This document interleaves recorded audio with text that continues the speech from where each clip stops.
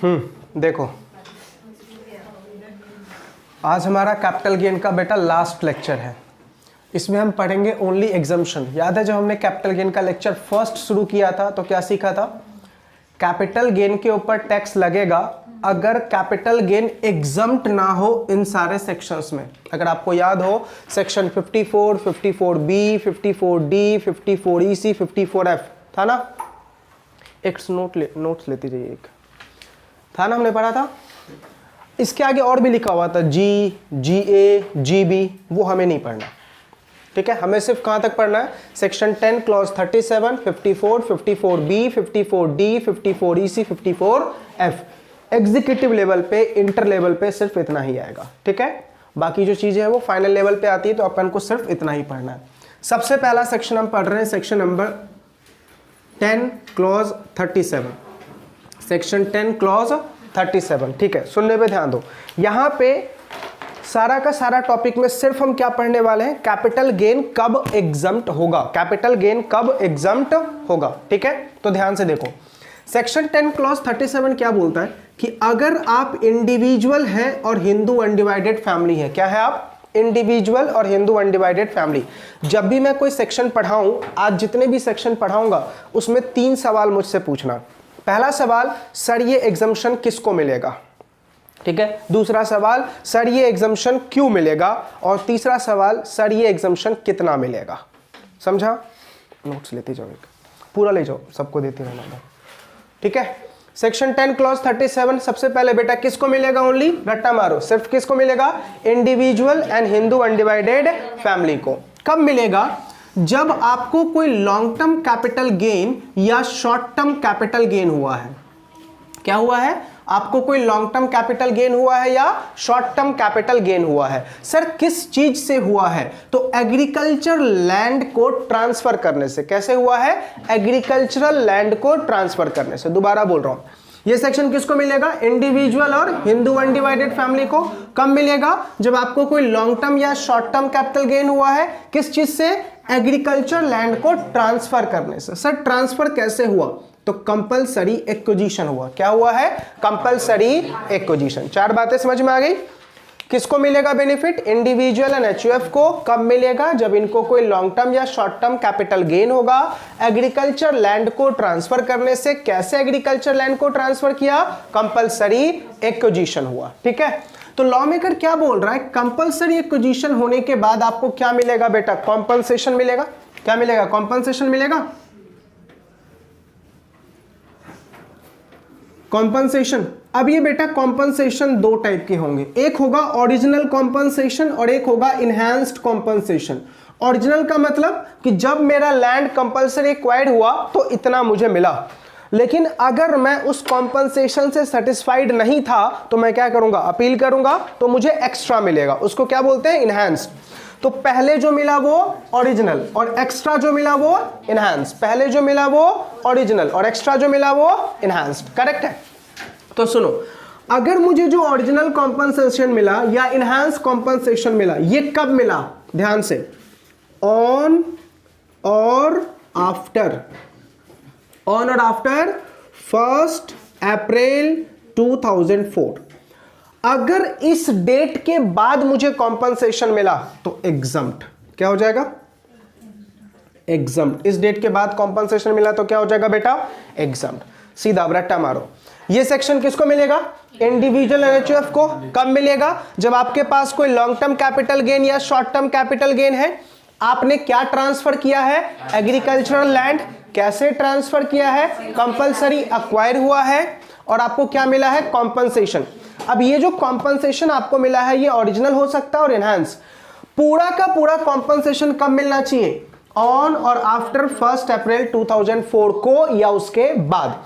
इससे पहले अगर मिलेगा तो टैक्सेबल। इससे पहले मिलेगा तो टैक्सेबल। मान लो बेटा मेरा कोई एग्रीकल्चर लैंड कंपलसरी एक्वायर हुआ और मेरा कॉम्पनसेशन फिक्स हुआ 2 लाख का। कितना? 2 लाख का, ठीक है। मैंने सगुन के तौर पे ओनली ₹1 कब लिया? 31 मार्च 2004 को। कब लिया? 31 मार्च 2004 को ₹1 लिया, ठीक है। और बाकी का जितना भी पैसा था कितना होगा बेटा? 1 अप्रैल 2004 को बाकी का पैसा लिया, कितना? 19,99,999। देखो 1 रुपया मैंने सगुन के तौर पे, बयाने के तौर पे, डिपॉजिट के तौर पे 1 रुपया कब ले लिया? 31 मार्च को। और बाकी का पैसा कब लिया? 1 अप्रैल को। तो हमारे माइंड में क्या चल रहा है कि सर ये 1 रुपया जो लिया वो टैक्सेबल, और ये जो 1 तारीख को लिया वो एग्जाम। लॉ मेकर ने बोला ऐसा नहीं होगा बेटा, इंटायर टैक्सेबल। यानी कंसिडरेशन अमाउंट का 1 रुपया भी अगर तूने इस डेट से पहले ले लिया तो इंटायर अमाउंट के ऊपर टैक्स लगा दूंगा। करेक्ट है?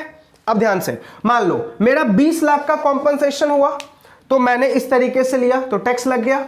लेकिन मान लो 20 लाख मुझे कम लगा तो मैंने केस फाइल किया और मुझे 10 लाख और एक्स्ट्रा मिला।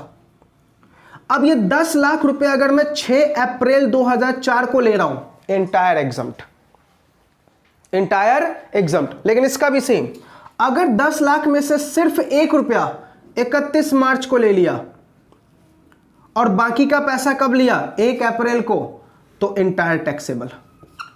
समझा मैं क्या समझाने की कोशिश कर रहा हूं?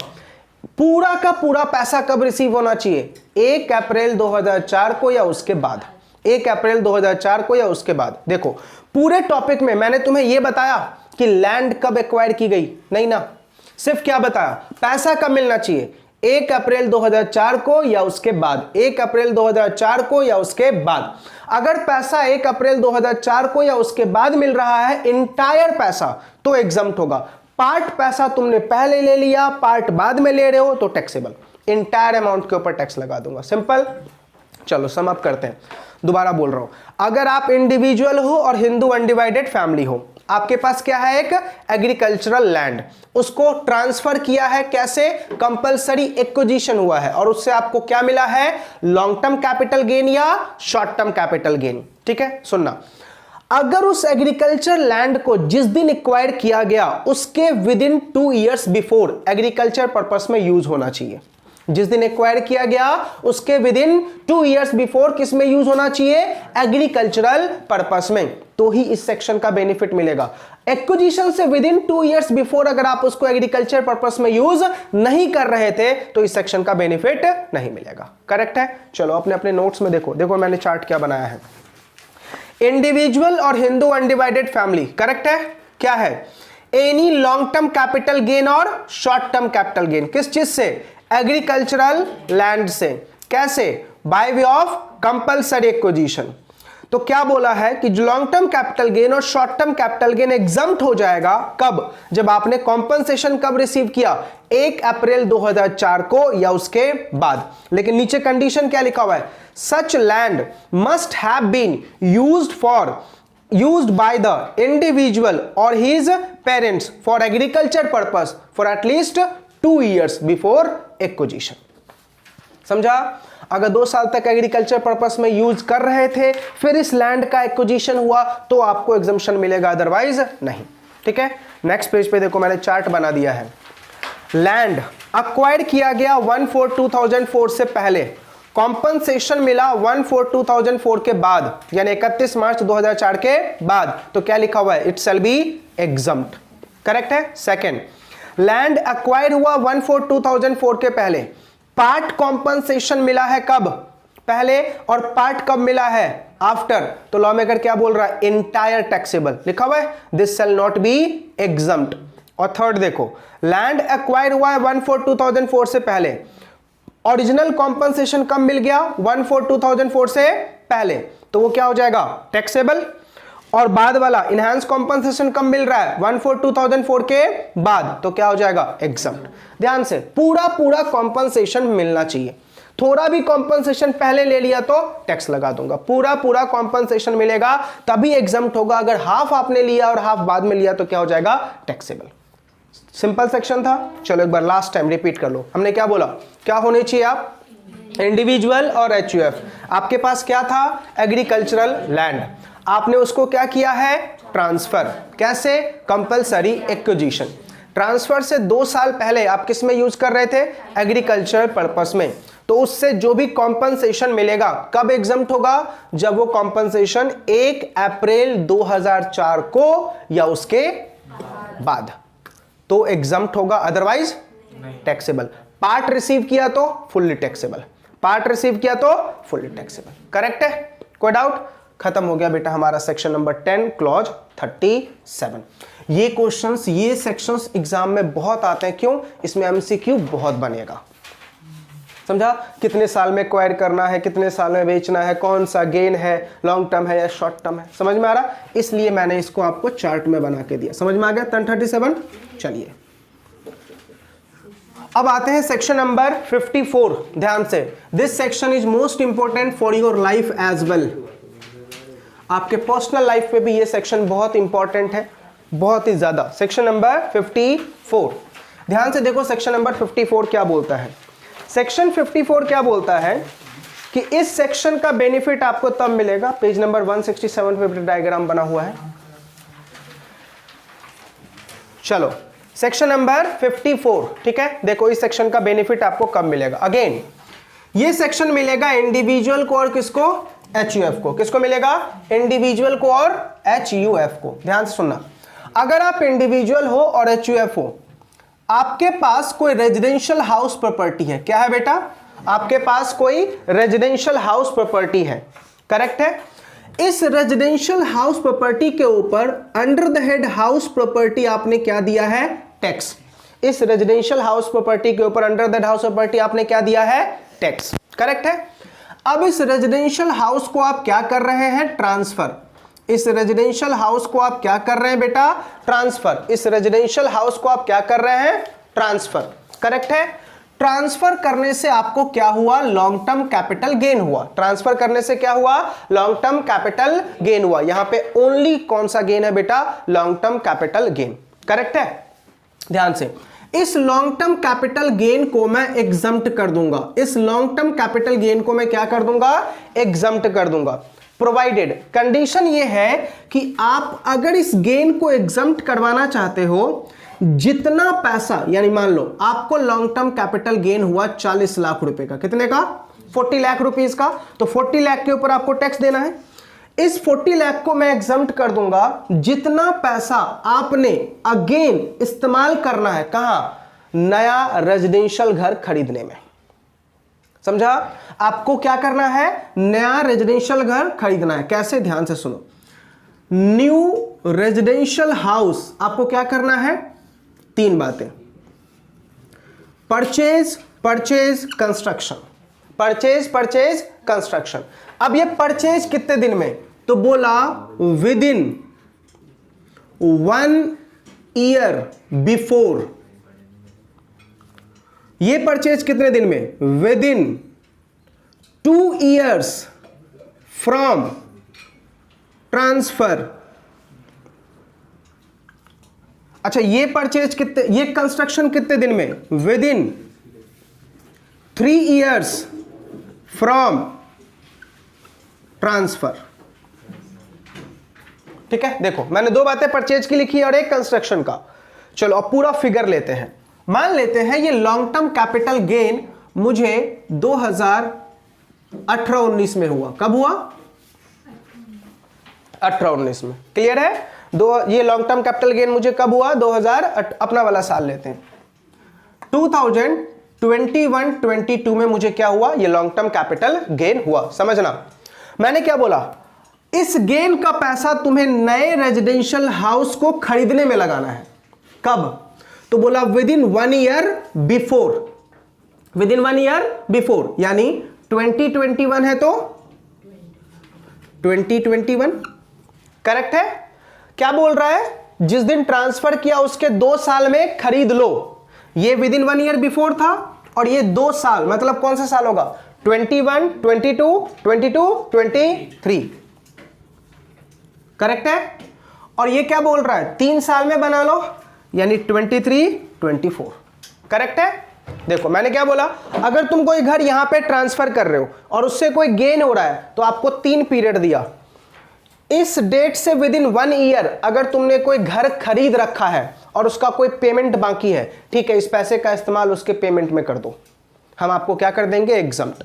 कितना एग्जम्प्ट करेंगे? जितना पैसा इस्तेमाल करोगे। मान लो 40 लाख का गेन हुआ और तुमने पेमेंट में इस्तेमाल किया ओनली 30 लाख, तो 30 लाख ही एग्जम्प्ट होगा, जितना आप इस्तेमाल करोगे।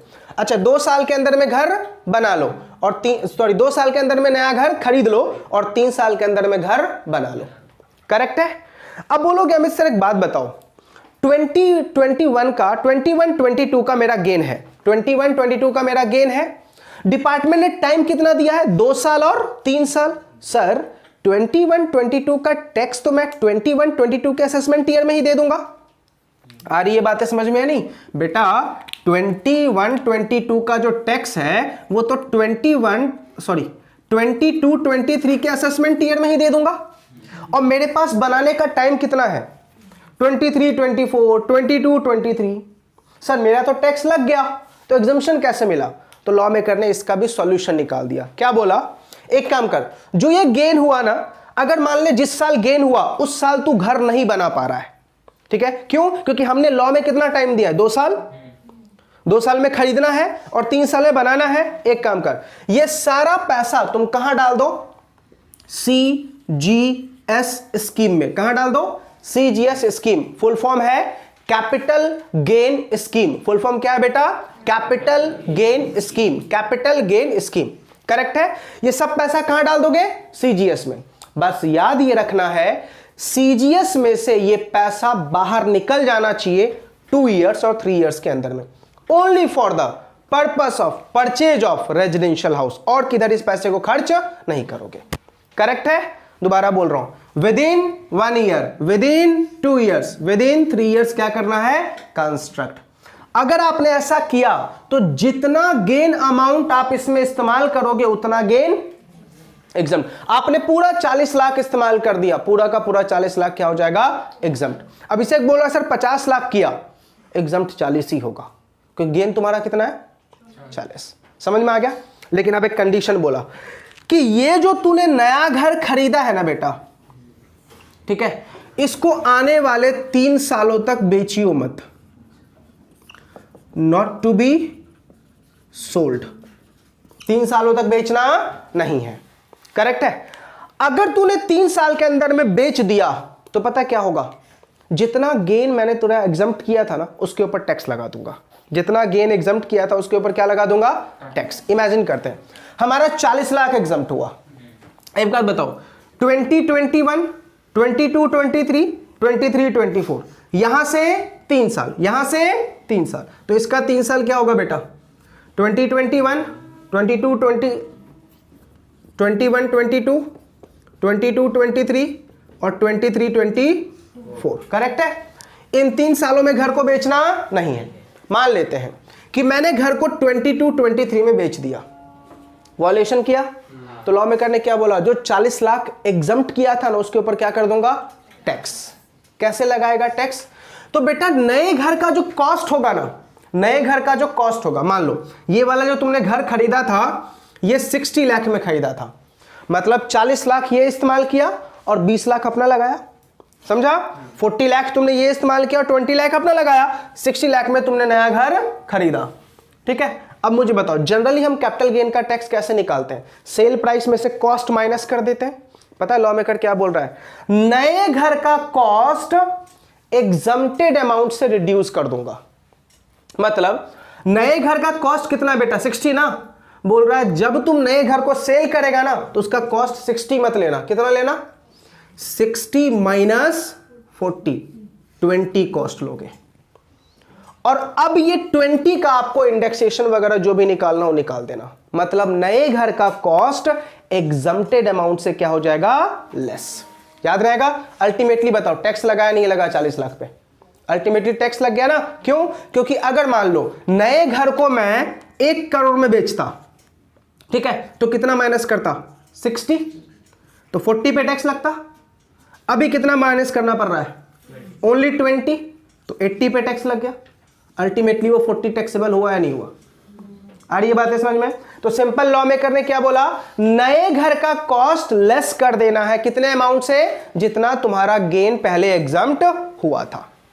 आई बातें समझ में या नहीं? पक्का? लेकिन ध्यान से, लेस करना है इंडेक्सेशन से पहले, लेस करना है इंडेक्स निकालने से पहले। करेक्ट है। क्यों बेटा? क्योंकि बेटा घर का लॉन्ग टर्म कब माना जाता है? 24 मंथ्स के बाद ही। और तेरे पास सेल करने का टाइम कितना है? 3 साल। सेल करने का टाइम कितना है? 3 साल। आ रही है बातें समझ में? चलो सम अप करते हैं इस सेक्शन को। सुनो, हमारे पास हम कौन है बेटा? इंडिविजुअल और एचयूएफ। हमारे पास क्या है? Residential house. हमने उस हाउस को क्या किया है? ट्रांसफर। उससे क्या हुआ है? Long term capital gain. तो वो लॉन्ग टर्म कैपिटल गेन क्या हो जाएगा? एग्जम्प्ट हो जाएगा। वो लॉन्ग टर्म कैपिटल गेन क्या हो जाएगा? एग्जम्प्ट हो जाएगा, प्रोवाइडेड, कंडीशन क्या है कि आप उस गेन का इस्तेमाल नए घर को परचेज करने में और कंस्ट्रक्ट करने में लगाइए। कब परचेज करना है? तो बोला विद इन 1 ईयर बिफोर, या within 2 years from the date of transfer, या within 3 years from the date of transfer आप कंस्ट्रक्ट कर लीजिए। जो भी आपने नया घर खरीदा है या बनाया है उसको आने वाले 3 सालों तक बेचना नहीं है। अगर आप ऐसा करते हैं तो आप जितना गेन अमाउंट इस नए घर को खरीदने में या बनाने में लगाएंगे वो एग्जम्प्ट कर दूंगा, ठीक है। लेकिन अगर आपने नए घर जो खरीदा या बनाया उसको 3 सालों के अंदर में सेल कर दिया तो जो गेन हमने आपका एग्जम्प्ट किया था उसके ऊपर क्या लगा देंगे? टैक्स। टैक्स लगाने का तरीका क्या होगा कि नए घर का जो कॉस्ट होगा उसमें से हम एग्जम्प्टेड अमाउंट आपका माइनस कर देंगे बिफोर इंडेक्सेशन। करेक्ट है? अब सुनना, हमें खरीदना क्या है बेटा? Residential house. खरीदना क्या है? Residential house. सर कितना? सुनो, अमेंडमेंट क्या आया। लॉ मेकर क्या बोलता है कि वैसे इस सेक्शन में पहले ओनली 1 घर अलाउड था। कितना? 1 घर। आज के दिन तुम इस सेक्शन में 2 रेजिडेंशियल हाउस खरीद सकते हो। कितना? 2। लेकिन कंडीशन है, मैक्सिमम तेरा गेन अमाउंट 2 करोड़ होना चाहिए। कितना? मैक्सिमम गेन अमाउंट कितना होना चाहिए? 2 करोड़। अगर तेरा गेन अमाउंट 2 करोड़ से ज्यादा है तो घर कितना खरीद पाएगा? ओनली 1। याद रहेगा, मैक्सिमम गेन अमाउंट कितना होना चाहिए? 2 करोड़। तो कितने घर खरीद पाएगा? 2। और 2 करोड़ से ज्यादा हो गया तो कितना घर खरीद पाएगा? ओनली 1। ठीक है। सौरभ पूछ रहा है, अमित सर छोटे छोटे 2-3 डाउट्स है मेरे। पहला डाउट, अमित सर एक बात बताओ, मान लो घर मेरे नाम पे था, मैंने बेचा, तो गेन भी किसको? मुझे। ठीक है। सौरभ बोल रहा है कि अमित सर मान लो मुझे 4 करोड़ का गेन हुआ। ठीक है, 4 करोड़ का गेन हुआ, 4 को नहीं, छोटा अमाउंट लेते, 1 करोड़ का गेन हुआ। ठीक है। अब 1 करोड़ का गेन हुआ, सौरभ क्या बोल रहा है? अमित सर मेरे पास तो ऑलरेडी घर है। ठीक है, मैं ये घर अपने बच्चे के नाम पे या अपनी वाइफ के नाम पे बनाना चाहता हूं, बना लूं?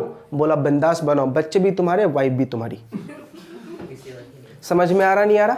बिंदास बना लो। करेक्ट है, क्योंकि हमने वर्ड क्या यूज किया है? नया घर बनाना है और नया घर खरीदना है। क्या हमने ये बोला किसके नाम पे? नहीं ना। कर लो, बच्चे के नाम पे बनाओ, वाइफ के नाम पे बनाओ, नौकरानी के नाम पे बनाओ, जिसके नाम पे बनाना है उसके नाम पे बना लो, कोई दिक्कत वाली बात नहीं है। ठीक है, बस बनाना है। अच्छा, सौरभ ने पूछा अमित सर एक छोटा सा डाउट और है, मेरा राजस्थान में ऑलरेडी मेरा ग्राउंड फ्लोर बना हुआ है और मैंने मुंबई में एक फ्लैट बेचा है। ठीक है, मुंबई में ऑलरेडी मेरे 7 फ्लैट है, एक फ्लैट बेच रहा हूं, उसका जो कॉस्ट है वो मैं राजस्थान का जो मेरा ऑलरेडी ग्राउंड फ्लोर का फ्लैट बना हुआ है ना, उसके ऊपर मैं इंप्रूवमेंट कर रहा हूं सर, फर्स्ट फ्लोर बना रहा हूं। समझ में आ रहा मैं क्या बोल रहा हूं? फ्लैट बेच रहा है कहां वाली? मुंबई वाली। और ये पूछ रहा है कि सर मैं फ्लैट मुंबई वाली बेच रहा हूं और मुंबई वाली फ्लैट का जो भी पैसा आया वो पैसे से मैं राजस्थान में जो ऑलरेडी ग्राउंड फ्लोर मैंने बना रखा है उस पर मैं एक और फ्लोर बना रहा हूं। क्या अगर मैं ऐसा करूंगा तो क्या आप मेरा गेन अमाउंट एग्जम्प्ट करोगे? बोला हाँ बेटा। बना रहा है इंडिया में ही ना, बाहर तो नहीं बना रहा ना, इंडिया में ही बना रहा है ना। हमने सिर्फ वर्ड क्या यूज किया? एक्विजिशन और कंस्ट्रक्शन। अपने नाम पे कर, दूसरे के नाम पे कर, कैसे भी कर, अपन को कोई फर्क नहीं पड़ता। आ रही है बातें समझ में? सिर्फ क्या होना चाहिए? Acquisition and construction. याद हुआ बेटा सेक्शन? थ्योरेटिकल पर्पस से ये सेक्शन बहुत ही ज्यादा इंपॉर्टेंट है, एमसीक्यू बहुत क्वेश्चन पूछेगा। चलो लास्ट टाइम रिकैप करवा रहा हूं, क्या पढ़ रहे हम? 54 क्या बोल रहा है? आप क्या है? इंडिविजुअल और एचयूएफ। आपके पास क्या था? रेजिडेंशियल हाउस, जिसके ऊपर आपने क्या दिया था? टैक्स। कहां पे? Under the head house property. अब उस घर को आप क्या कर रहे हैं? बेच रहे हैं। बेचने से आपको क्या हो रहा है? Long term capital gain. तो वो लॉन्ग टर्म कैपिटल गेन हम आपका क्या कर देंगे? एग्जम्प्ट। प्रोवाइडेड कंडीशन क्या है? उस गेन का इस्तेमाल विद इन 1 ईयर बिफोर खरीदे गए घर में कर लीजिए, विद इन 2 ईयर्स आप नया घर खरीद लीजिए और विद इन 3 ईयर्स नया घर बना लीजिए। ठीक है, जो भी आप करोगे, नया घर 3 सालों तक बेचना नहीं है। अगर आपने 3 साल के अंदर में सेल कर दिया तो जो गेन अमाउंट था वो हम क्या कर देंगे, टैक्स लगा देंगे, जो हमने आपका एग्जम्प्ट किया था। कैसे टैक्स लगाएंगे, तो नए घर का कॉस्ट बिफोर इंडेक्सेशन हम उतने अमाउंट से क्या कर देंगे, रिड्यूस कर देंगे। करेक्ट है, कोई डाउट? अच्छा सर, घर किसके नाम पे बनाऊं, किसी के भी नाम पे। घर कहां पे बनाऊं, कहीं भी बनाऊं। सर क्या ऑलरेडी ग्राउंड फ्लोर के ऊपर फर्स्ट फ्लोर बना लूं, ऑलरेडी चलेगा, सब चलेगा। सेकंड कंडीशन क्या याद रखना है कि सर जब तक आप ये घर नहीं बनाते हो, पैसा कहां डालोगे, सीजीएस स्कीम पे। कहां डालोगे, सीजीएस स्कीम। फुल फॉर्म क्या है, capital gain scheme, capital gain scheme. Correct है, पैसा सीजीएस में डाल दीजिए। ध्यान से, सीजीएस में पैसा मैक्सिमम कितने टाइम तक रहेगा, 2 साल और 3 साल। अगर 2 साल और 3 साल में सारा पैसा तूने सीजीएस का विथड्रॉ नहीं किया, जितना पैसा सीजीएस में बच जाएगा उसके ऊपर टैक्स लगा दूंगा। और विथड्रॉ करके करना क्या है, ओनली घर खरीदना है या बनाना है, खरीदना है या बनाना है, खरीदना है या बनाना है। करेक्ट है, इस्तेमाल और कहीं इसका आप बिल्कुल भी नहीं करोगे, सिर्फ अक्वायर और कंस्ट्रक्ट। करेक्ट है, कोई डाउट यहां तक? अच्छा, अगर आपका गेन 2 करोड़ तक है तो कितने घर खरीद सकते हो, 2। और अगर 2 करोड़ से ज्यादा हुआ तो ओनली 1। लेकिन घर ओनली रेजिडेंशियल होना चाहिए, कॉमर्शियल नहीं खरीदोगे। सिर्फ कौन सा घर खरीदोगे, रेजिडेंशियल। याद रहेगा, this is all about section number 54। ठीक है, एमसीक्यू के लिए बहुत बेटा हिट लिस्ट पे ये सेक्शन रहता है, क्योंकि इसमें डेट्स बहुत ज्यादा है। तो देखिए, हमने 2 सेक्शन कंप्लीट कर लिया बेटा, सेक्शन 10 क्लॉज 37, सेक्शन 54। अभी आ रहे 54B, सेक्शन 54B। ध्यान से, मेरे नोट्स के पेज नंबर 173 पे बेटा ये चार्ट बना हुआ है। वो जितना इंटरप्रिटेशन था ना, वो सब 54 का ही था। ठीक है, चलिए अब आते हैं 54B। बहुत ही सिंपल। अगेन ये सेक्शन मिलेगा किसको बेटा, इंडिविजुअल को और एचयूएफ को। ध्यान से, इंडिविजुअल और एचयूएफ। देखिए 54B क्या बोलता है।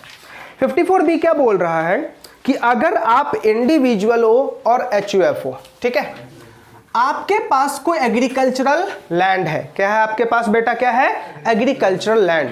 जिस एग्रीकल्चर लैंड का आपने ट्रांसफर किया, ठीक है, और ट्रांसफर करने से आपको कोई लॉन्ग टर्म कैपिटल गेन या शॉर्ट टर्म कैपिटल गेन हुआ। ट्रांसफर करने से क्या हुआ बेटा, लॉन्ग टर्म कैपिटल गेन हुआ या शॉर्ट टर्म कैपिटल गेन हुआ। लॉन्ग टर्म कैपिटल गेन हुआ या शॉर्ट टर्म कैपिटल गेन हुआ। ठीक है, इस long term and short term capital gain का इस्तेमाल आपको करना कहां है, अगेन एग्रीकल्चरल लैंड को खरीदने में। अगेन एग्रीकल्चर लैंड को खरीदने में कितने दिनों के अंदर में, विद इन 2 ईयर्स। नोट्स में बेटा विद इन 2 ईयर्स मिसिंग है, वो लिख लीजिए बस, विद इन 2 ईयर्स।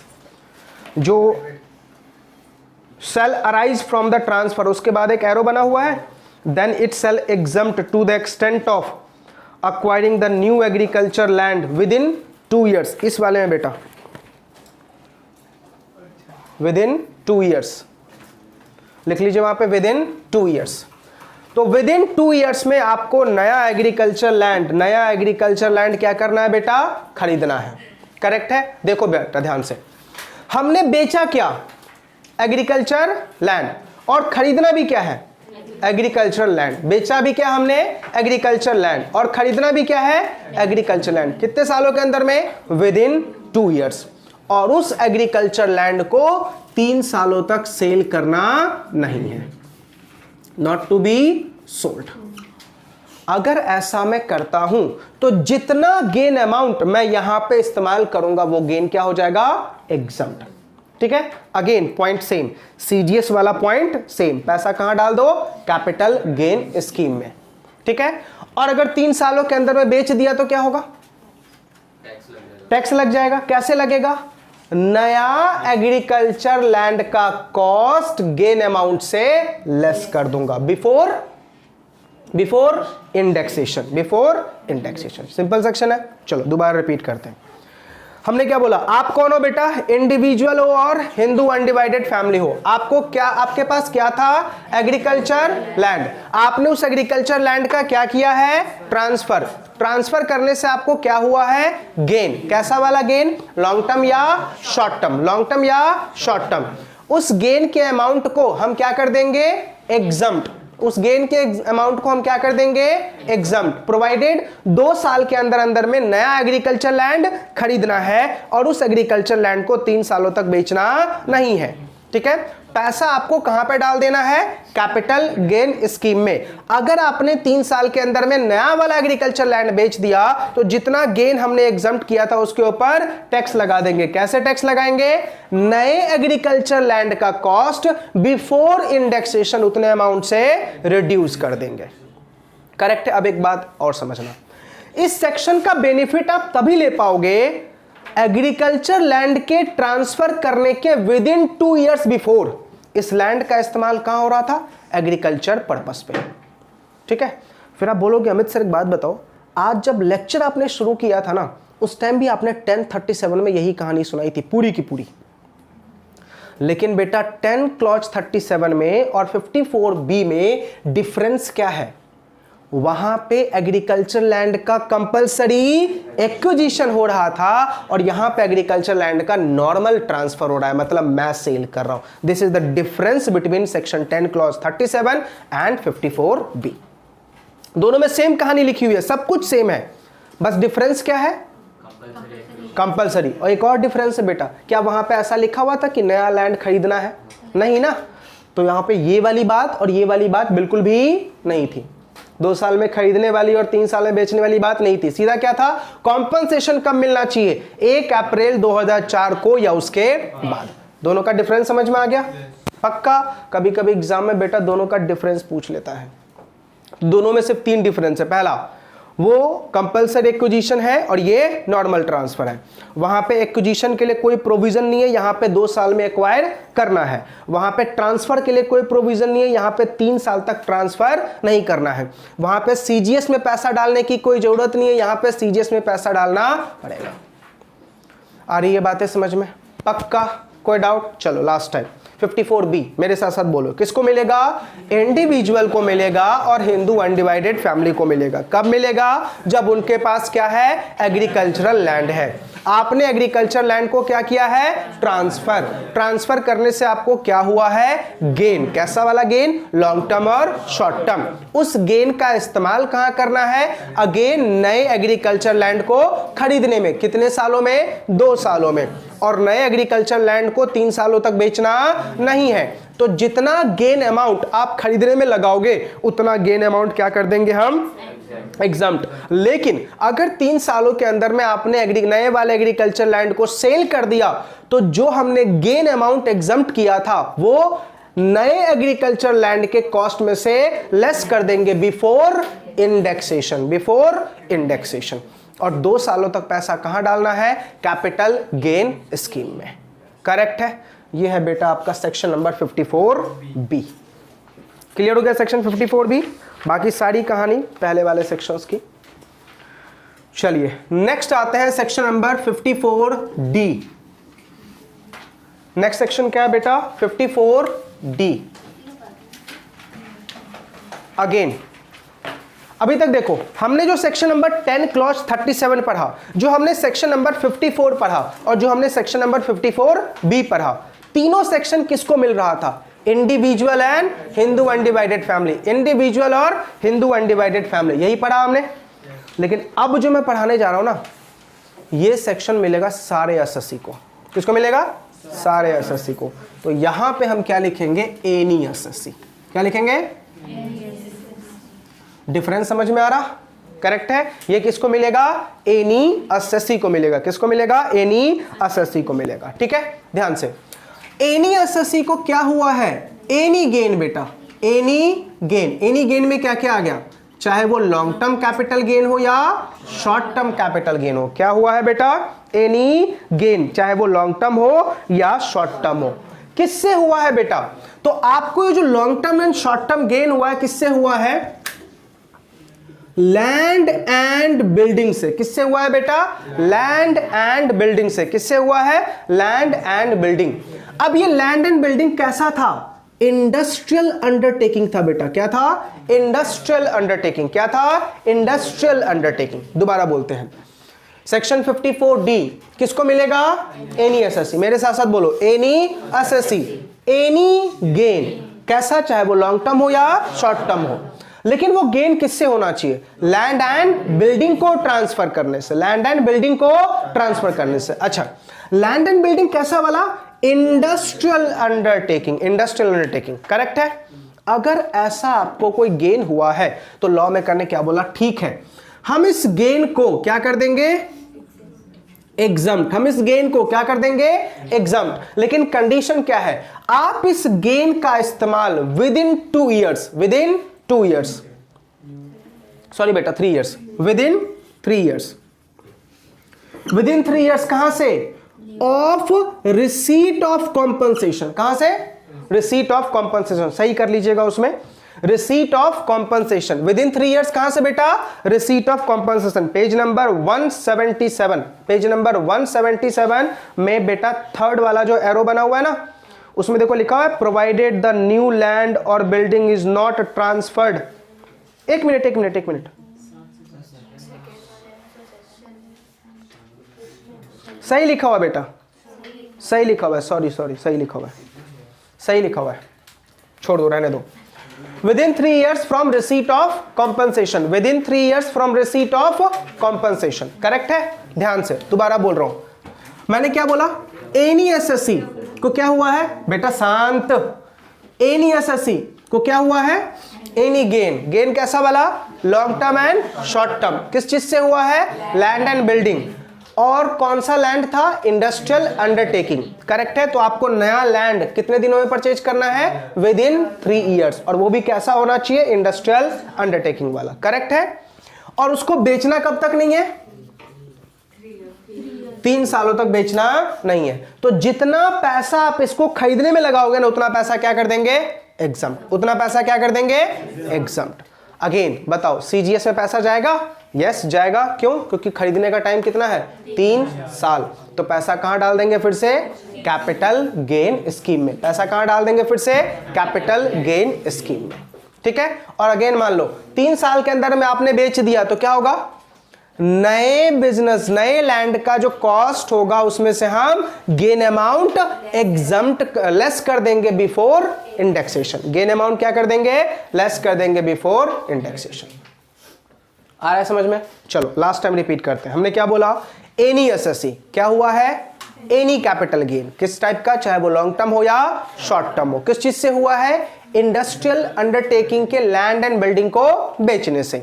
ठीक है। तो आपका गेन अमाउंट क्या हो जाएगा? एग्जम्प्ट। प्रोवाइडेड करना क्या है? विद इन 3 ईयर्स में नया इंडस्ट्रियल अंडरटेकिंग और लैंड क्या करना है? परचेज करना है, और उसको आगे के 3 सालों तक बेचना नहीं है। करेक्ट है। अगर आप ऐसा करते हो तो जितना गेन अमाउंट आप इस्तेमाल करेंगे वो गेन अमाउंट क्या हो जाएगा? एग्जम्प्ट। अगर आपने 3 साल के अंदर में बेच दिया, 3 साल के अंदर में क्या कर दिया बेटा? बेच दिया, तो जो हमने गेन पहले एग्जम्प्ट किया था वो नए अंडरटेकिंग के कॉस्ट में से क्या कर देंगे? लेस। नए अंडरटेकिंग के कॉस्ट में से क्या कर देंगे? लेस। समझ में आया? पक्का। और 3 साल तक पैसा कहां रखना है? कैपिटल गेन स्कीम में। 3 साल के बाद अगर पैसा कैपिटल गेन स्कीम में दिखा तो टैक्स लगा दूंगा। दिखा तो क्या लगा दूंगा? टैक्स। करेक्ट है? पक्का। चलो अब आते हैं बेटा 54 EC के ऊपर। 54 EC सबसे जबरदस्त सेक्शन और टैक्स प्लानिंग का सबसे बड़ा सेक्शन 54 EC। ठीक है, बहुत जोरदार सेक्शन है। आप भी चाहो तो इस सेक्शन का बेनिफिट बहुत मजे से ले सकते हो। 54 EC पूरा प्लानिंग करके दिखाऊंगा आपको कैसे लेना है इस सेक्शन के मजे। सबसे पहले अगेन बेटा 54F के जो मजे हैं वो किसको मिलेगा? एनी एसएससी को। क्या लिखा हुआ है? और सबसे जोरदार बात बेटा ये है, एनी एसएससी साथ में लिखा हुआ है any long term capital gain. साथ में क्या लिखा हुआ है? Any long term capital gain. Any long term capital gain, sorry 54 EC। मैंने क्या बोला? Any SSC. 54 EC किसको मिल रहा है बेटा? Any SSC. Any long term capital gain, ठीक है, किस चीज को ट्रांसफर करने से? Any long term capital asset. अब देखो इस सेक्शन का जादू क्या है। अभी तक तुम जितने भी सेक्शंस पढ़ रहे थे उसमें बेचने वाली एसेट और खरीदने वाली एसेट दोनों सेम थी या नहीं थी?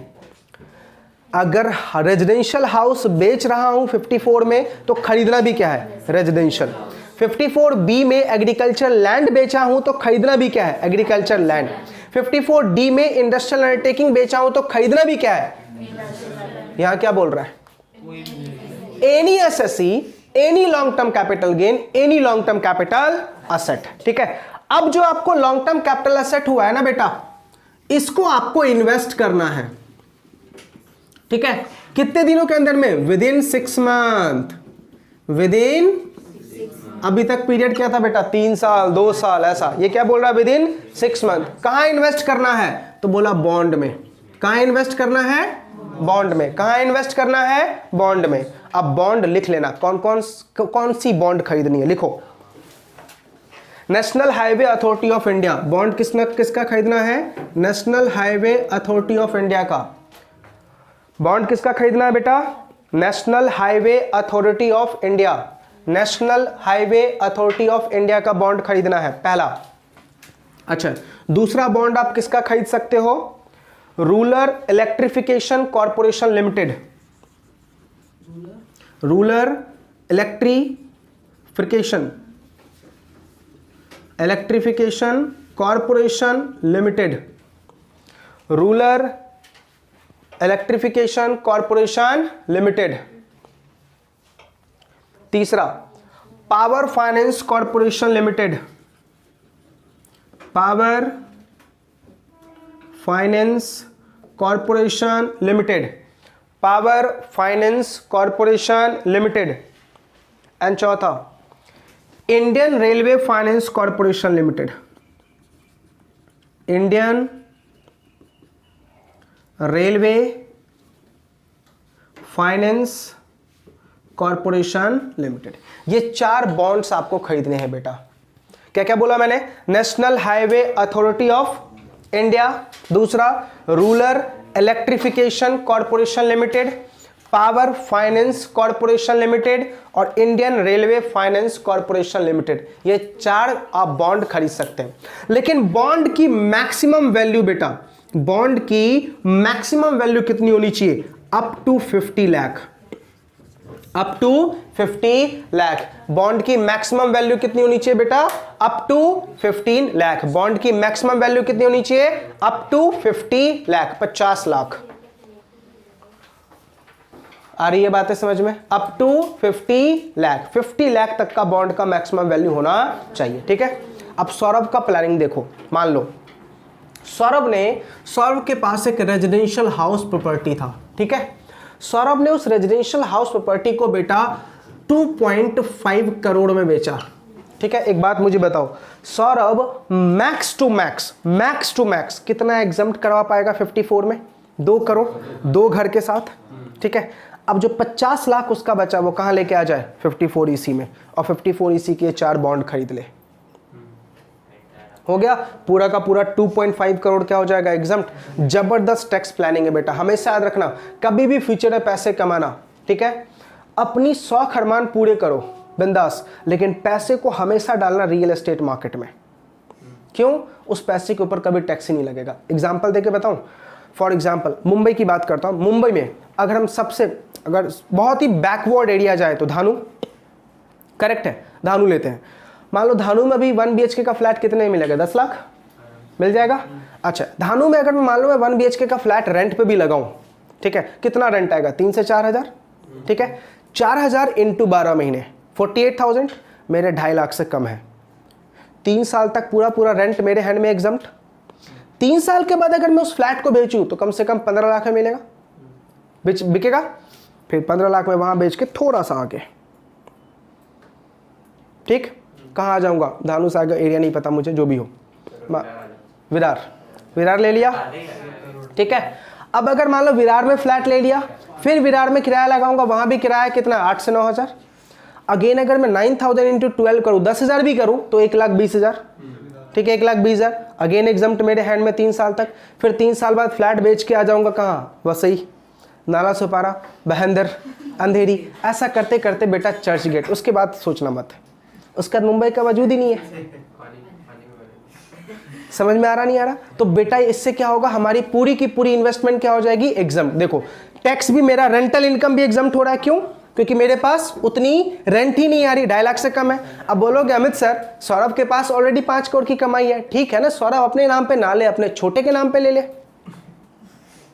अपने छोटू के नाम पे ले ले, वाइफ के नाम पे ले ले, जो हाउस वाइफ है उसकी कोई इनकम नहीं है, चिल्लरों के नाम पे ले ले। समझ में आ रहा है नहीं आ रहा? तो टैक्स प्लानिंग का जबरदस्त सेक्शन है बेटा ये।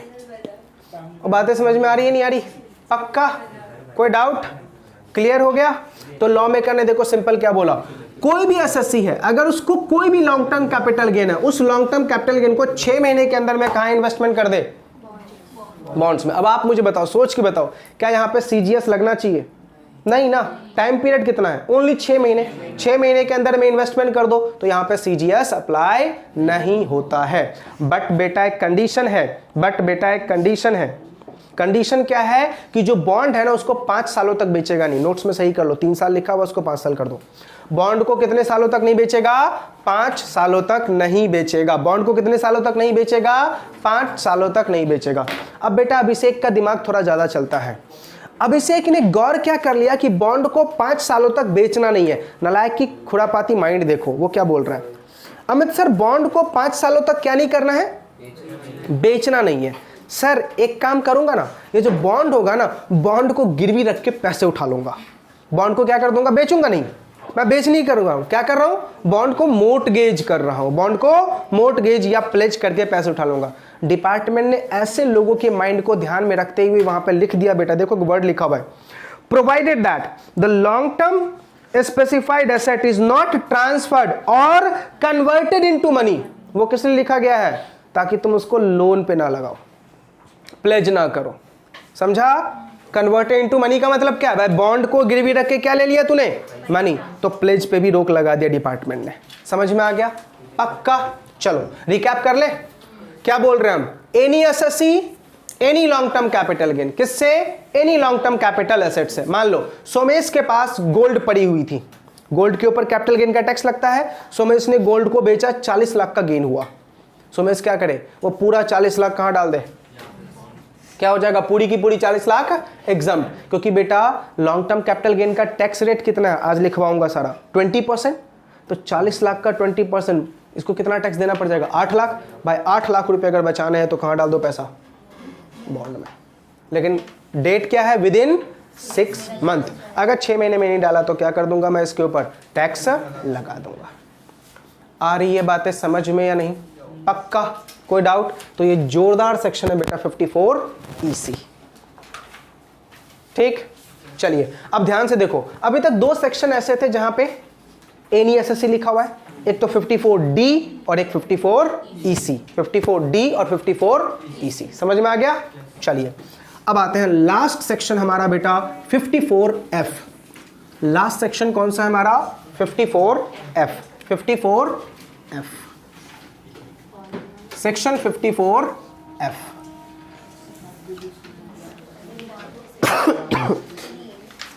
चलिए बेटा 54F क्या बोलता है? अगेन देखो 54F किसको मिलेगा?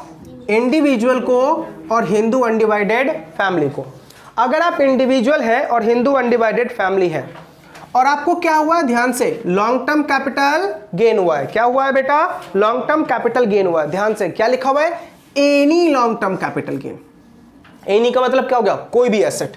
Any long term capital gain हुआ है। ठीक है, किस चीज को ट्रांसफर करने से? तो बोल रहा है आप किसी भी एसेट को ट्रांसफर करो, any long term capital asset other than residential house property, other than residential house property. Correct है? अब ध्यान से, अब जो आपका गेन अमाउंट है ना बेटा, कौन सा गेन? ये लॉन्ग टर्म कैपिटल गेन, हम क्या कर देंगे? एग्जाम्प्ट। सेम वही कंडीशन बेटा 54 वाला, विद इन 1 ईयर बिफोर घर खरीद लो। ठीक है, विद इन 2 ईयर्स नया घर खरीद लो और विद इन 3 ईयर्स घर बना लो। समझा? सेम वही प्रोविजन 54 वाला। क्या बोला मैंने? Within 1 year before, within 2 years from the date of transfer और within 3 years from the date of transfer. क्या करना? कंस्ट्रक्ट करना। सेम वही वाली बात है। क्या क्या बोला? Residential house. क्या? Residential house. ठीक है। अब बोलोगे हमें सर 54 भी तो यही था ना? लेकिन बेटा 54 में बेचने वाला एसेट क्या था? Residential house. यहां पे क्या हो रहा है? कोई भी एसेट हो, बस रेजिडेंशियल नहीं होनी चाहिए। लेकिन खरीदने वाली एसेट अगेन कौन है? रेजिडेंशियल। ठीक है। अब साक्षी क्या बोल रहा है सर? फिर तो माइंड में बहुत सारे डाउट। एक बात बताओ, 54 में आपने क्या बोला था? कितने घर खरीद सकते हैं? 2 करोड़ तक का अगर गेन हुआ तो 2। लॉ मेकर ने बोला यहां पे कितना भी गेन हो ओनली 1। यहां पे कितना भी गेन हो ओनली 1। लिख लो, भूल जाओगे। 54F में कितना भी गेन हो ओनली कितना हाउस खरीद पाएगा बेटा? 1 हाउस ही खरीद पाएगा। करेक्ट है। अब एक बात और, दूसरी बात लॉ मेकर ने क्या बोला? बोला 54F का बेनिफिट तभी दूंगा जब एसएससी के पास एक ही घर होना चाहिए। अगर एसएससी ऑलरेडी 2 घर का मालिक ऑलरेडी पहले से है तो नहीं दूंगा। समझा? एसएससी ऑलरेडी 2 घर का मालिक पहले से है तो नहीं दूंगा। तो मुझे बताओ ये सेक्शन इतना जोरदार है क्या? नहीं। जोरदार सेक्शन ओनली कौन सा लगा? 54EC, जहां पे हम किसी भी एसेट को बेच के कम से कम 50 लाख तक का गेन क्या करवा सकते हैं? एग्जम्प्ट। आ रही है बातें समझ में या नहीं? पक्का? अच्छा, अब यहां पे एग्जम्प्ट करने का अमाउंट ही बेटा अलग है। याद है आपको अपन ने 115F में एग्जम्प्ट करने का एक फॉर्मूला पढ़ा था? सेम वही फॉर्मूला है। अगर आपको याद हो, long term capital gain multiplied by amount invested divided by net sales consideration. याद आ रहा? 115F जब हमने पढ़ा था तो उस टाइम हमने यही फॉर्मूला पढ़ा था, long term capital gain multiplied by amount invested divided by net sales consideration. ये जो अमाउंट आएगा ना बेटा, इतना ही एग्जम्प्ट होगा। अभी तक हम क्या पढ़ रहे थे? जितना पैसा इस्तेमाल करोगे सब एग्जम्प्ट। लेकिन यहां पे क्या बोल रहा ना, इस फॉर्मूले के बेसिस पे क्या करूंगा? एग्जम्प्ट। कितना एग्जम्प्ट होगा बेटा? कितना तुम्हारा गेन है, कितना तुमने नए घर में इन्वेस्ट किया और पुराने वाले घर का सेल प्राइस क्या था, उसके अकॉर्डिंग जो अमाउंट आएगा उतना ही क्या होगा? एग्जम्प्ट होगा। बाकी सब क्या हो जाएगा? टैक्सेबल। आ रही है बातें? बाकी सारी कंडीशन सेम। 3 सालों तक नए घर को बेचना नहीं है। अगर बेच दिया तो जितना गेन हमने आपका एग्जम्प्ट किया वो नए घर के कॉस्ट में से लेस कर देंगे बिफोर इंडेक्सेशन। नए घर के कॉस्ट में से लेस कर देंगे बिफोर इंडेक्सेशन। आ रही है बातें समझ में? पक्का? कोई डाउट? क्लियर है? तो ये था बेटा हमारा एग्जम्पशन के सारे सेक्शन। सेक्शन 10 क्लॉज 37 से लेके 54F तक। लास्ट के पेज पे आपको देखो 3 सेक्शंस और लिखा हुआ। हमारे इंटर के काम की चीज नहीं है वो। इंटर में वो सेक्शंस नहीं आते, इंटर में इतने ही।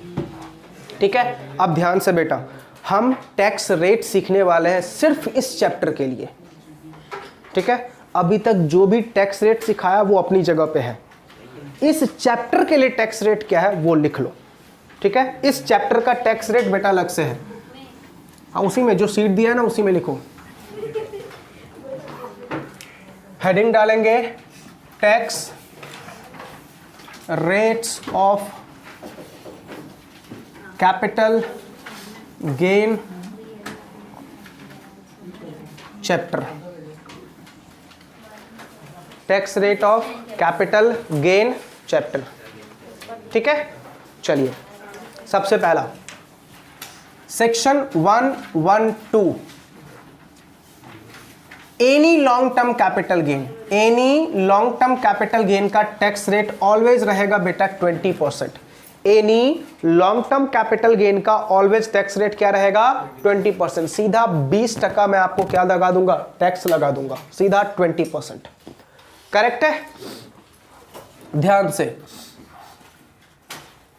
Any short term capital gain का टैक्स रहेगा slab rate.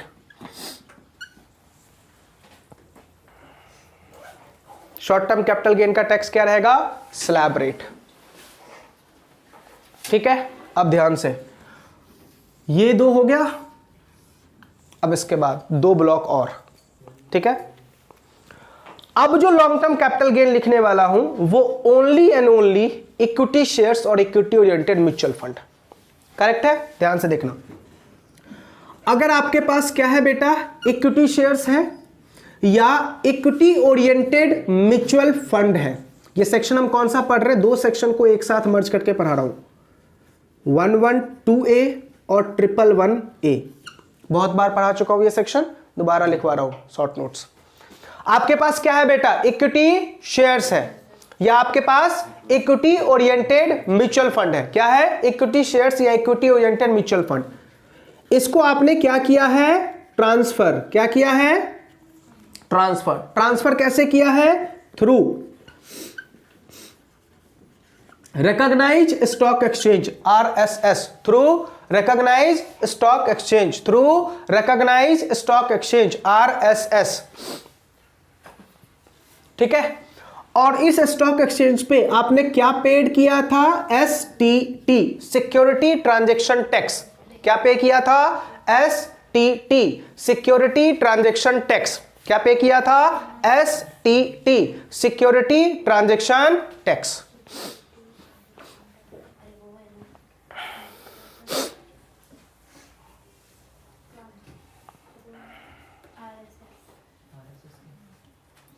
Recognise stock exchange,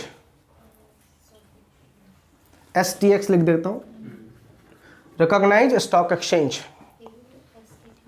recognise stock exchange, ठीक है। चलिए समझिए, पहले मैंने क्या बोला, आपने क्या सेल किया है, इक्विटी शेयर्स या equity oriented mutual fund, correct है।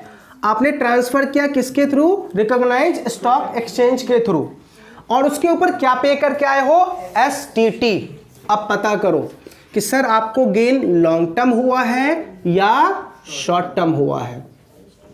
अगर लॉन्ग टर्म हुआ है तो 112A अप्लाई होगा और शॉर्ट टर्म हुआ है तो 111A अप्लाई होगा, करेक्ट है।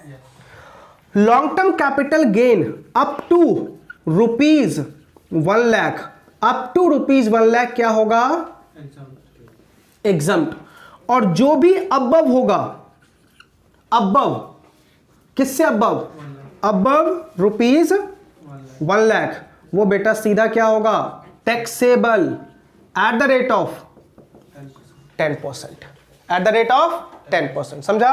और शॉर्ट टर्म कैपिटल गेन में कोई एग्जम्प्ट नहीं, सीधा 15% का टैक्स, सीधा 15% का टैक्स।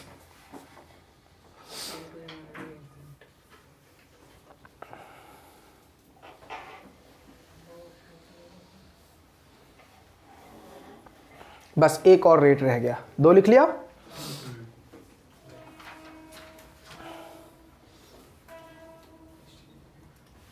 जी ये पूरा आया है ना,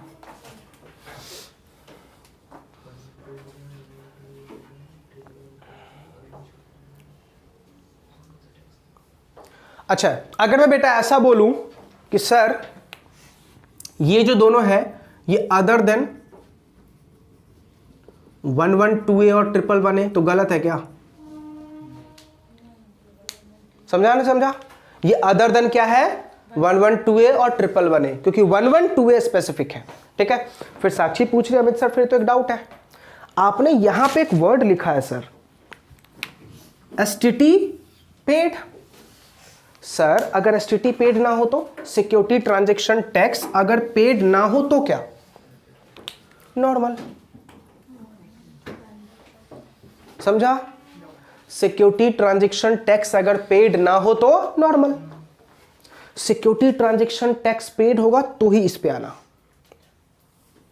क्वेश्चन में लिखा होगा कि STT पेड है या नहीं, शॉर्ट में लिखा होगा STT, याद रहेगा पक्का। चलो बताओ हमने क्या पढ़ा, any long term capital gain other than 112A 20%, any short term capital gain other than 111A slab rate, correct है। अच्छा, इक्विटी शेयर्स और equity oriented mutual fund transfer through recognised stock exchange, क्या पे करके आया हूं, STT। Long term हुआ तो 1 लाख तक एग्जम्प्ट, बाकी का 10%, और शॉर्ट टर्म हुआ तो सीधा 15%। कोई डाउट यहां तक, पक्का। रफ करो इसको। अब हम लिखेंगे बेटा तीसरा टैक्स रेट,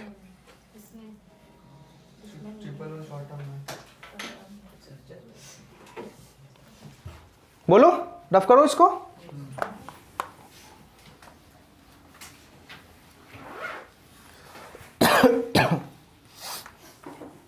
चलो थर्ड, 2 हो गए। थर्ड टैक्स रेट लिखिए, लिखिए इन case of long term capital gain, in case of long term capital gain on listed securities, on listed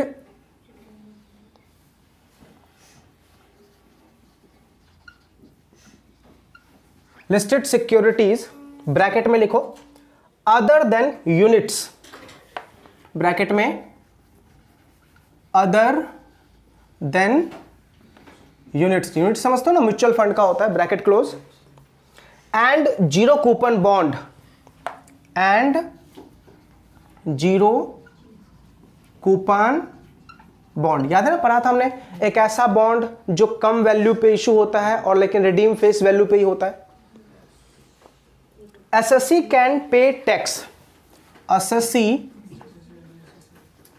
can pay tax कितना, अब इसके 2 एरो बनाओ। एसएससी कैन पे टैक्स कितना,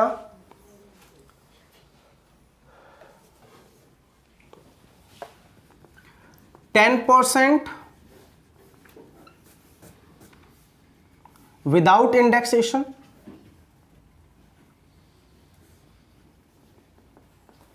10% विदाउट इंडेक्सेशन और 20% with indexation,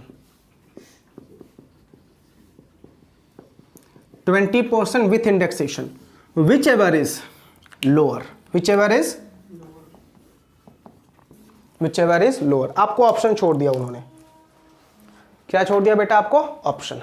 देखो ध्यान से क्या लिखा मैंने, इन case of long term capital gain on listed securities other than units, units को मत लाना इसमें, एंड जीरो कूपन बॉन्ड। क्या बोल रहा है, एसएससी के पास ऑप्शन है, अगर तुम इंडेक्सेशन का बेनिफिट ले रहे हो तो टैक्स का रेट कितना रहेगा 10%, और इंडेक्सेशन का बेनिफिट नहीं ले रहे हो तो टैक्स का रेट कितना रहेगा 20%। इन दोनों में से जो भी लोअर होगा ना वो तुम पे कर देना, इन दोनों में से जो भी लोअर होगा वो तुम पे कर देना। आ रही है बातें समझ में, पक्का? कोई डाउट यहां तक क्लियर है सबको, पक्का ना? बताओ फटाफट से। लॉन्ग टैक्स रेट हमारा कैपिटल गेन चैप्टर के लिए कौन सा हो गया, any long term capital gain other than 112A 20%, any short term capital gain other than 111A slab rate. ठीक है, long term capital gain 112A वाला सिक्योरिटी ट्रांजैक्शन टैक्स पे करके आया हूं और रिकॉग्नाइज स्टॉक एक्सचेंज के थ्रू शेयर्स को बेचा हूं 1 लाख तक, एग्जाम 1 लाख के बाद 10%। शॉर्ट टर्म कैपिटल गेन होगा तो 111A में सीधा 15%। ठीक है, उसके बाद हमने ये सेक्शन क्या पढ़ा कि अगर हमारे पास कोई लॉन्ग टर्म कैपिटल गेन है किससे, लिस्टेड सिक्योरिटी से, लेकिन उसमें म्यूचुअल फंड के यूनिट्स नहीं चाहिए, जीरो कूपन बॉन्ड नहीं चाहिए, ठीक है, तो क्या बोल रहा है, SSC can pay tax lower of 2। Lower of 2 में क्या है, या तो तू 10% विदाउट इंडेक्सेशन निकाल या फिर 20% with indexation, which ever is less. इतना आप क्या पे कर दो, गवर्नमेंट को पे कर दो। आ रही है बातें समझ में, पक्का? चलिए अब एक अमेंडमेंट बस छोटा सा, फिर उसका दे चैप्टर खत्म। आप सबको याद है अपन ने 112A वाला एक सेक्शन पढ़ा था जिसमें हमने पढ़ा था कि लॉन्ग टर्म कैपिटल गेन होगा, अभी भी लिखा है हमने, लॉन्ग टर्म कैपिटल गेन होगा 1 लाख तक एग्जम्प्ट। ठीक है, 112 सेक्शन बेटा 1 साल में आई थी। ठीक है, उस साल में एक ये जो 112A सेक्शन है एक पर्टिकुलर डेट को आई थी, तो उस पर्टिकुलर डेट से पहले होगा तो क्या करना है, पर्टिकुलर डेट के बाद होगा तो क्या करना है। ठीक है, लिखो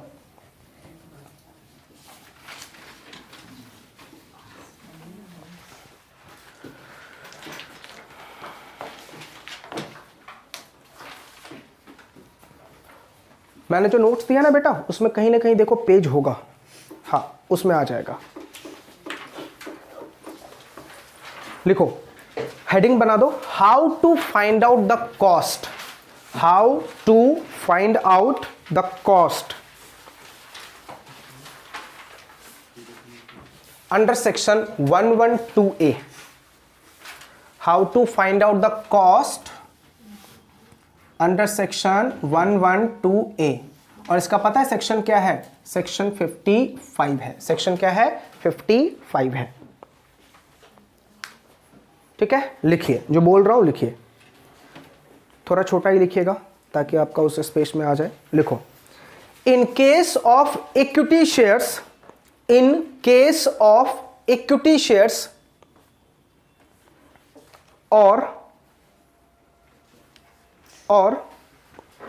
units of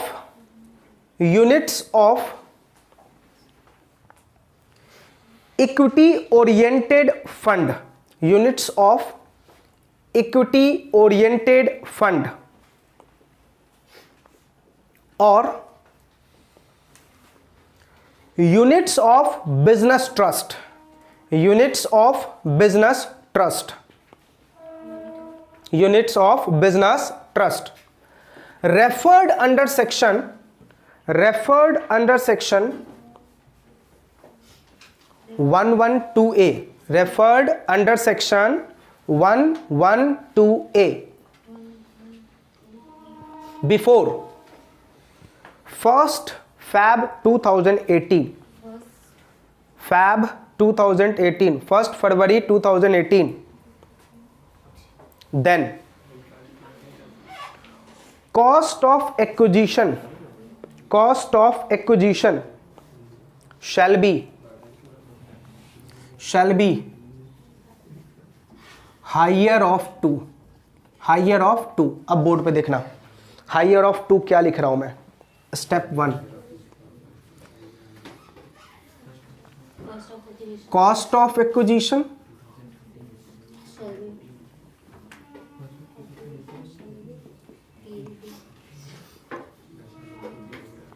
step 2,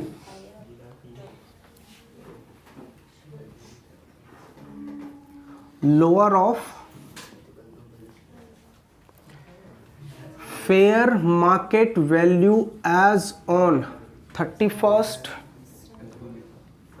Jan 2018 और सेल वैल्यू, इसको बोलते हैं बेटा full value of consideration, which ever is less. ये अमाउंट ले लो। अब इन दोनों का जो हायर होगा यही आपका कॉस्ट ऑफ एक्विजिशन कहलाएगा बेटा। देखो मैंने क्या लिखा है, कॉस्ट कैसे निकालना आपका, हायर ऑफ 2। पहला फिगर क्या, कॉस्ट ऑफ एक्विजिशन, एक्चुअल तुमने कितने में खरीदा था, ठीक है, ये क्वेश्चन में दे रखा होगा।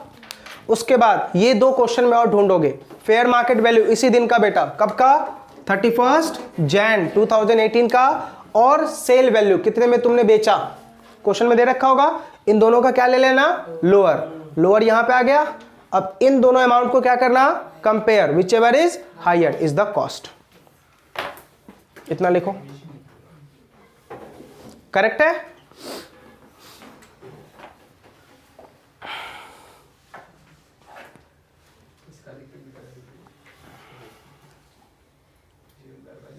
ठीक है, अब आपके माइंड में सवाल क्या आ गया, अमित सर आपने यहां पे लिखा है fair market value as on 31 Jan 2018, sir ये कैसे निकाले, fair market value as on 31 Jan 2018 ये कैसे निकाले। लिखो नीचे, how to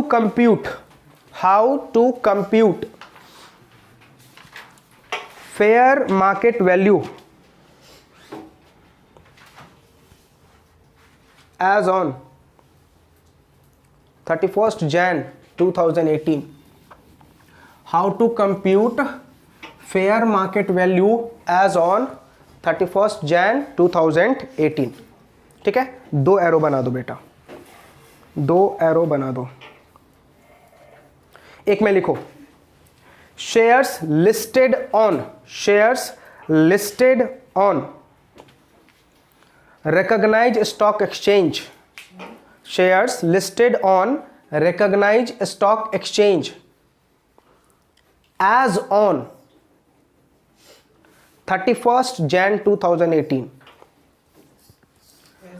31st Jan 2018।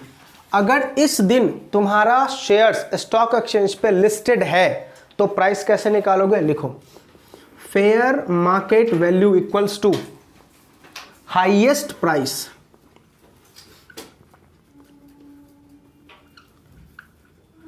Coated on 31st Jan 2018। पता करो उस दिन स्टॉक एक्सचेंज का सबसे हाईएस्ट प्राइस क्या रहा था। समझा? इसी दिन का, इसके दिन का आगे पीछे नहीं लेना आपको, ठीक है। फिर अब साक्षी बोले हमें सर मान लो इस दिन का प्राइस ना मिले तो, इसलिए बेटा 2 एरो बनाए हैं।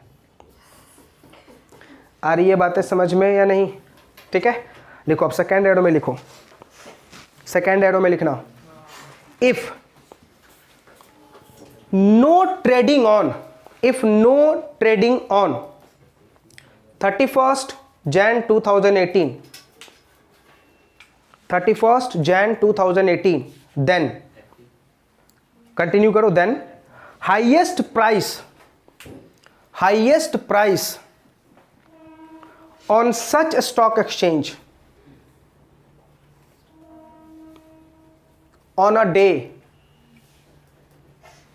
immediately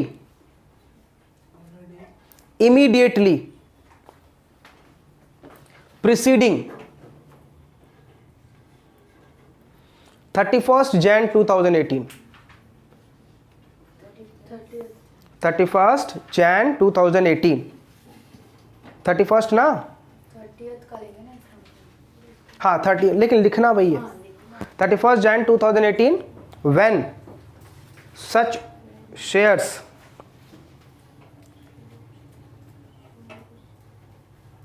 units was traded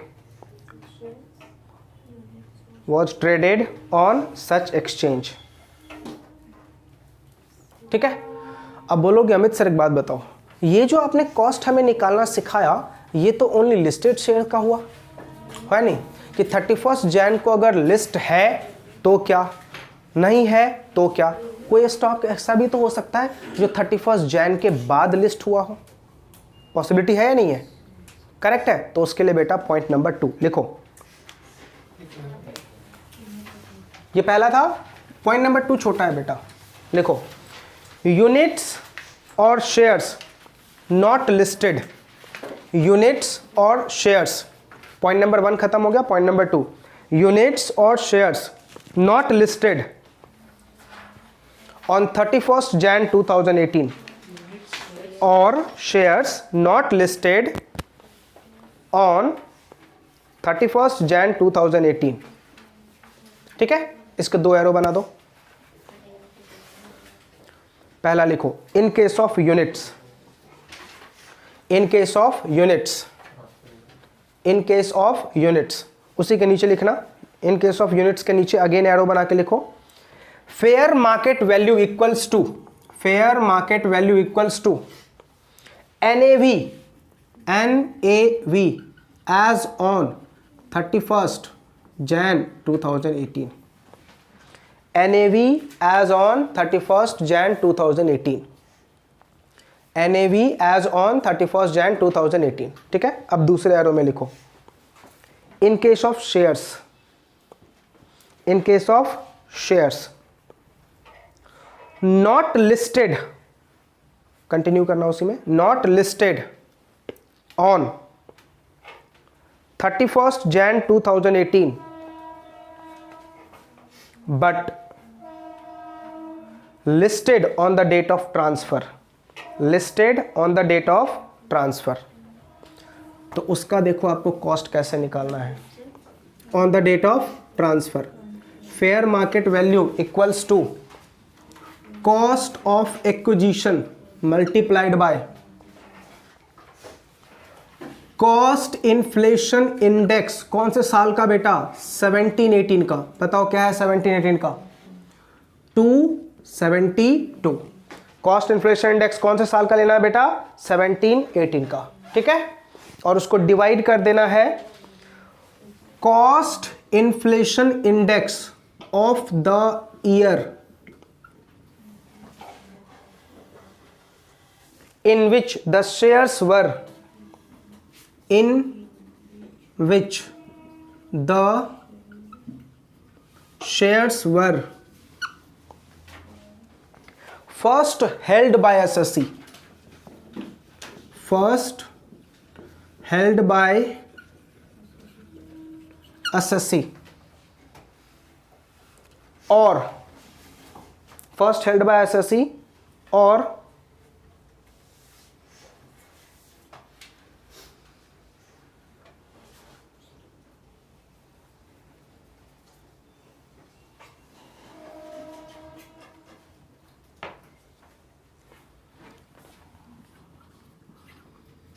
one two का इन्फ्लेशन इंडेक्स बेटा, 1-2 का cost inflation index, whichever is lower, मतलब later, whichever is letter.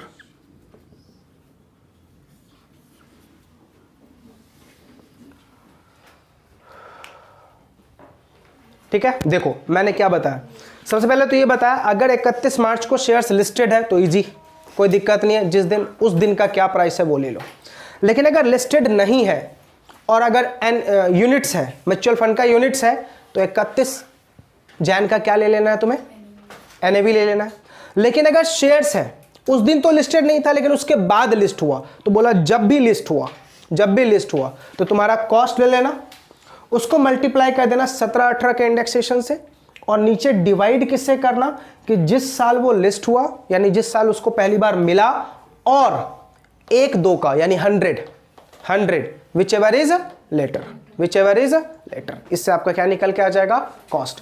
ये कॉस्ट निकालना सिर्फ कौन से शेयर्स का सीखा है, अगर कोई शेयर्स कब अलॉट हुआ है 31 जैन 2018 के बाद। आ रही है बातें समझ में या नहीं, क्या जो बाद में आएगा, जो भी बाद में आएगा, आ रही है बातें समझ में पक्का। तो ये बेटा एक नया टॉपिक था जो आपको अमेंडमेंट के तौर पे आया था।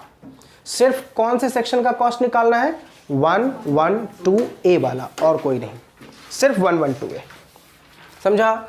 तो इसी के साथ हमारा बेटा कैपिटल गेन चैप्टर पूरा वाइंड अप, कैपिटल गेन हमने पूरा खत्म किया, एक्सेप्ट 1-2 टॉपिक जो रह गया है वो मैं क्या बताया था, पीजीबीपी या अलग से मैं उस सेक्शंस को करवाऊंगा। कैपिटल गेन आपका खत्म। चलो